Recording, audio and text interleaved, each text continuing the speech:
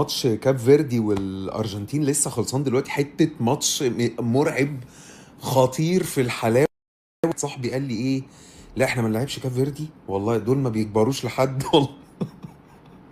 يعني تخيل كانوا هم اللي كسبوا الارجنتين وجم طلعوك، كان هيبقى منظرنا وحش. لكن لا، لو لا قدر الله طلعنا من الارجنتين خلاص يعني هيبقى ايه؟ بدي انا خرجت في دور ال 16 من الارجنتين. لكن كاب فيردي لو كانوا كملوا، لا لا، مرعبين والله العظيم، غير متوقعين بالمره. اصلا الجون التاني بتاع كاب فيردي، ايه ده؟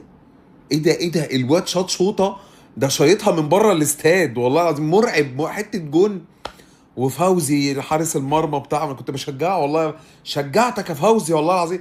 وفي واد تاني عندهم اسمه سميده لا لا، حلوين والله العظيم، فرقه حلوه، هارد لك والله العظيم، لا لا، فرقه حلوه بجد بجد. العيال بيعيطوا، يستحقوا ويستاهلوا يعني. لا لا، كانوا ممكن يكسبوا، كانوا ممكن يعملوا المفاجاه. بس يلا هاتوا لنا ميسي وامرنا لله، استودعكم الله يعني.